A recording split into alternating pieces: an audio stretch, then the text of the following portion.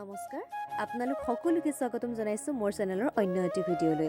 আজিৰ ভিডিঅ'টি লৈ আহিছো অসম আবৃত্তি আৰু সংস্কৃতি পৰিষদে গুৱাহাটীৰ কলাক্ষেত্ৰত দুদিনীয়াকৈ বৰ্ণাঢ্য কাৰ্যসূচীৰে আয়োজন কৰা অসম আবৃত্তি মহোৎসৱৰ দ্বিতীয় দিনাৰ ৰাজ্যিক অভিৱৰ্তন অনুষ্ঠানৰ আৰম্ভণিতে দুলীয়াজানৰ সংগীত নৃত্যমৰ অধ্যক্ষ তথা মোৰ শ্ৰদ্ধাৰ শিক্ষাগুৰু ৰেজুমণি শইকীয়া তামুলী মেমৰ ৰচিত আৰু পৰিচালিত জ্যোতিষ্মান অসমীয়া চিৰযুগমীয়া শীৰ্ষক সংগীতালক্ষ্যখন উপস্থাপন কৰে আমাৰ ডিব্ৰুগড় জিলাৰ দলটিয়ে। তেন্তে আহকচোন এই সংগীতালক্ষ্যখন উপভোগ কৰোঁ।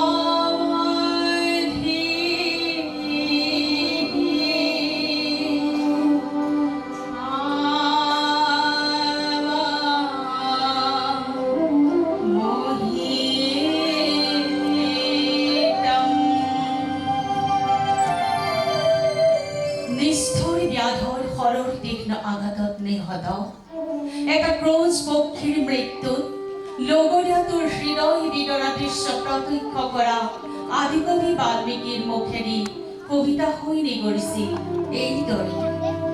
আৰু এনেদৰেই সৃষ্টি হৈছিল বিশ্বৰ প্ৰথম মহাকাব্য ৰামায়ণৰ প্ৰথম শ্লোকটি। ঠিক যেন সেই অনাদি কালৰে পৰাই কবিতাৰ যোগে যোগে মানুহৰ হৃদয়ত সুখ দুখ আনন্দ বেদনা পোৱা নোপোৱাৰ একোখনি নৈ খলগু ধাৰাৰ দৰে বোৱাই আনিছে। আৰু এই কবিতাই যেতিয়া আবৃত্তিৰ জৰিয়তে কণ্ঠনি কৰি ওলাই আহে তেতিয়াই মানুহৰ হৃদয়ত জগাই তোলে এক অনন্য আলোড়ন। সঁচা অৰ্থত কবিতা এটাই প্ৰাণ পাই উঠে কেৱল আবৃত্তিৰ জৰিয়তে। সেয়েহে কোৱা হয় আবৃত্তি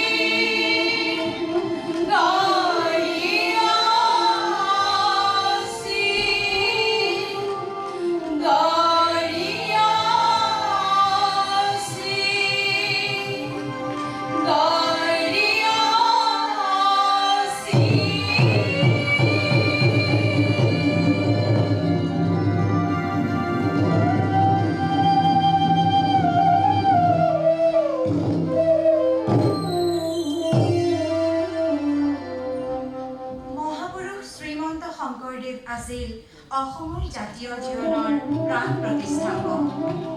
সৰ্বকালৰ সৰ্বশ্ৰেষ্ঠ মহাপুৰুষ তথা যুগনায়ক শংকৰদেৱ কেৱল অসম বা কোনো জাতি সম্প্ৰদায়ৰ গুৰু নাছিল, তেখেত আছিল জগতগুৰু। প্ৰেম অমৃতৰ নিজৰা বৈকুণ্ঠৰ পৰা বোৱাই আনি সমগ্ৰ ব্ৰহ্মাণ্ডত বিলাই হৰিনামৰ ৰসাস্বাদনেৰে জগতবাসীক মোহিত কৰিছিল। কৃষ্ণায় বাসুদেবায় দৈবকী নন্দনায় চ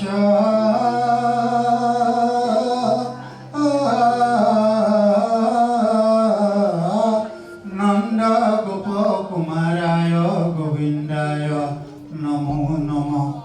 নমঃ পঙ্কজ নাভায় নমঃ পঙ্কজ মালিনী নমঃ পঙ্কজ নেত্রায় নমস্তে পঙ্কজং গ্রায়ে বসুদেবং সুতং কৃষ্ণং কঙ্কসানুরমর্দনম দৈবকী হৃদয়ানন্দং কৃষ্ণং বন্দে জগৎগুরুং হরি রাম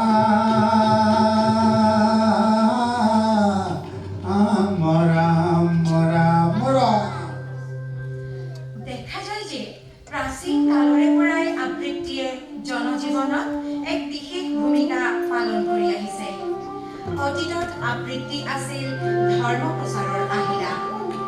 প্ৰাচীন কালত লিখিত ব্যৱস্থা নথকাৰ বাবে বিভিন্ন ধৰ্মীয় গ্ৰন্থসমূহ সুৰ লগাই শ্ৰুতিমধুৰকৈ পৰিৱেশন কৰি শ্ৰোতাৰ মনোযোগ আকৰ্ষণ কৰিবলৈ চেষ্টা কৰা হৈছিল। অসমত নৱবৈষ্ণৱ আন্দোলনৰ মাজেৰে শংকৰদেৱ আৰু মাধৱদেৱে যি নাম ধৰ্ম প্ৰচাৰ কৰিছিল, তাতো কীৰ্তন ভাগৱত নামঘোষা আদিৰ পঠন কাৰ্যৰ যোগেদি আবৃত্তি কলাৰ লৌকিক কৃতি প্ৰকাশ পাই আহিছে।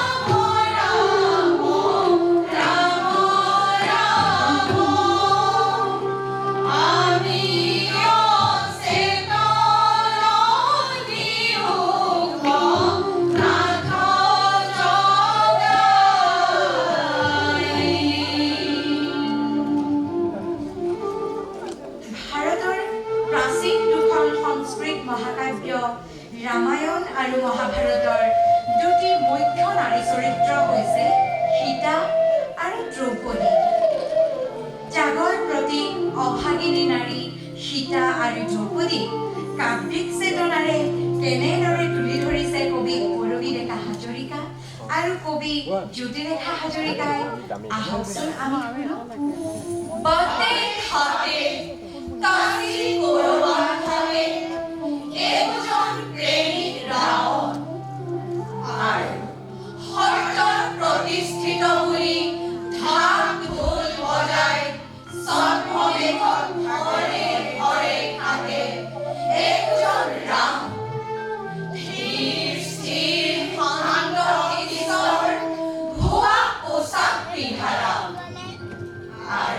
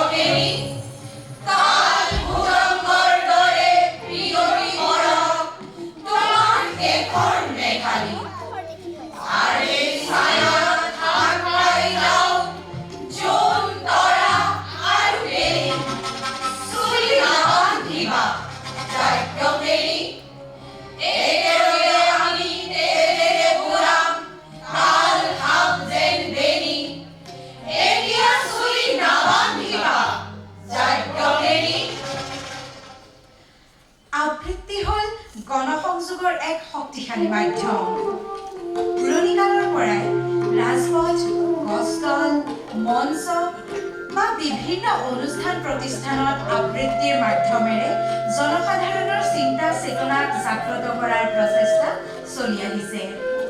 বিভিন্ন জনগোষ্ঠীৰ মাজত প্ৰচলিত কৃষিভিত্তিক উৎসৱ অনুষ্ঠানৰ লগত জড়িত সাধুকথা, প্ৰবাদ, প্ৰবচন, ফকৰা যোজনা আদিৰ জৰিয়তে লোকসমাজত আবৃত্তি হৈছিল প্ৰচুৰ।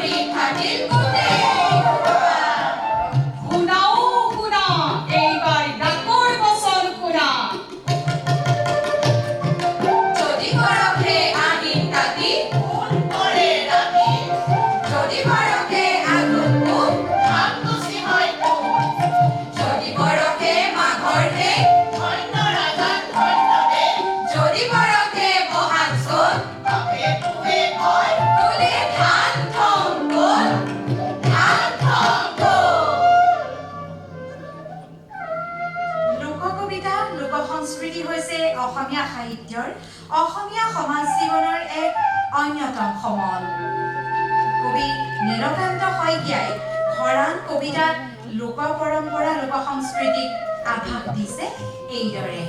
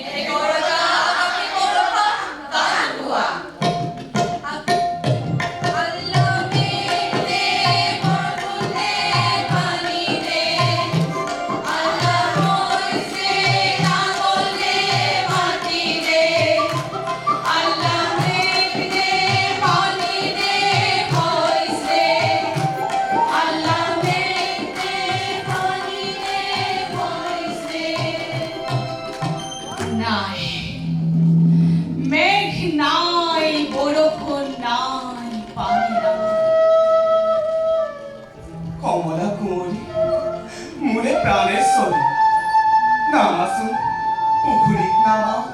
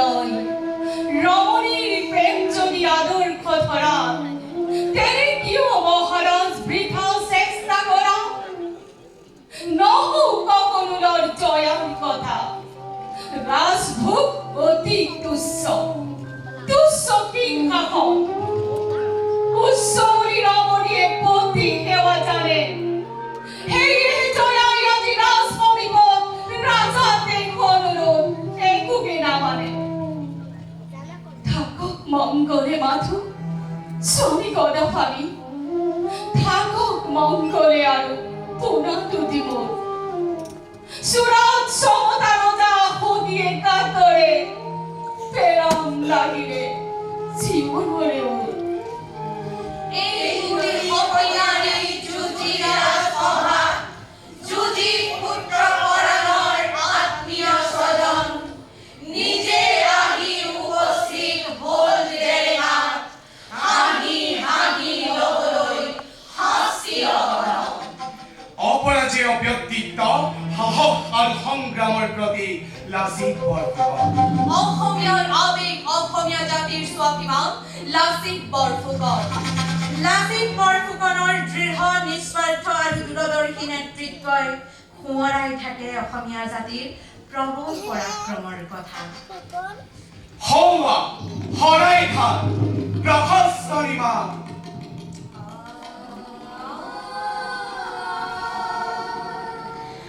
নিমাত নিমাত নহয় নিমাত দেখ ৰাত বলি উঠে কোন অদ্ভুত মাত প্ৰতিধ্বনি উঠে তাৰ অসমীয়া নবীনৰ তপচিৰা শিৰাই শিৰাই অগ্নিপাত আহুৰীয়া বিজ্ঞানৰ ঘৰখন গৰ্জন ভেদিয়াকে কুম্ভ শৰাইঘাটৰ বজ্ৰবাকী সিংহনা শতাব্দী শক্তিৰ চিন ভাঙ লোহাৰ শৃংখল এদিনৰে হওক উশৃংখল লুইততে জহি যাও জৰ অৱসাদ সিংহৰ পোৱালিতই নবীন অসমীয়া সুভূষিত কৰ তোৰ অধিকাৰবাদ বিপ্লৱী উজ্জ্বলিনা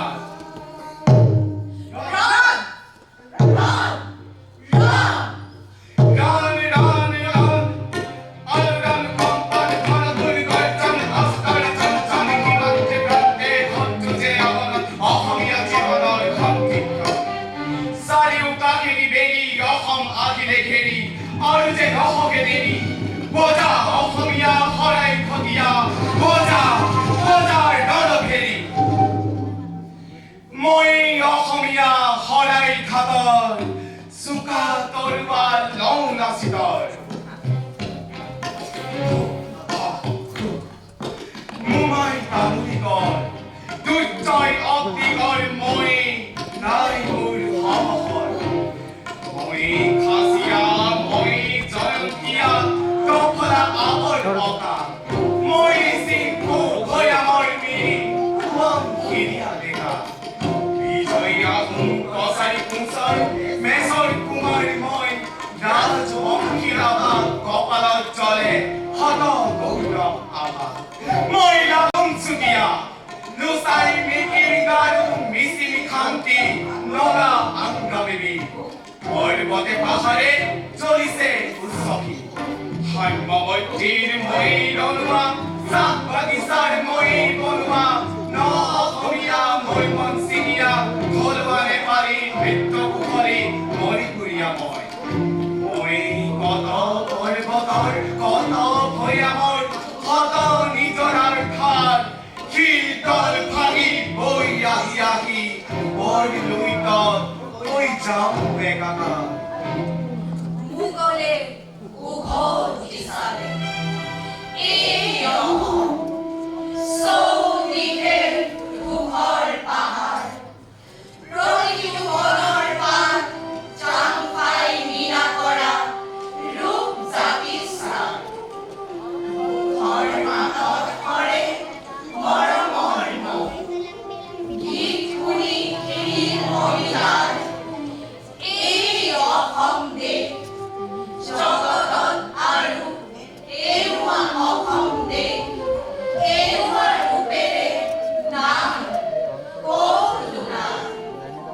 জীয়াই থাকোঁতে মই এই পৃথিৱীত ইয়াৰে অসমীয়া, মৰিলেও অসমৰে মই। মৰাৰ পাছতো যদি আহো বোলো কেতিয়াবা, আহিম ইয়ালৈ ঘূৰি স্মৃতিৰ ইতিহাস লৈ, অসমৰে অসমীয়া হৈ, অসমৰে অসমীয়া হৈ।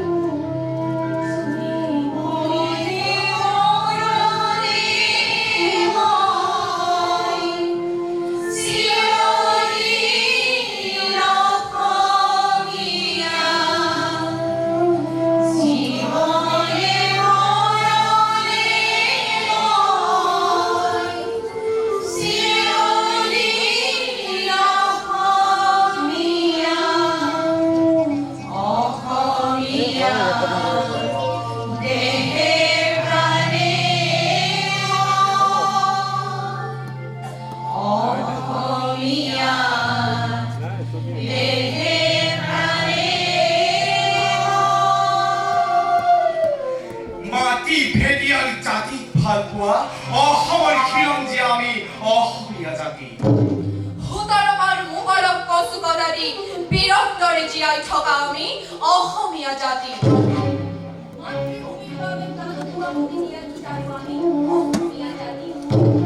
বীৰ আছে মূলা গাভৰু পিয়লি ফুকন কনক লতাৰ তেজ থকা আমি অসমীয়া জাতি। জীয়াই ৰাখিবৰ বাবে আমি বজাই যাব লাগিব খোল তাল দবা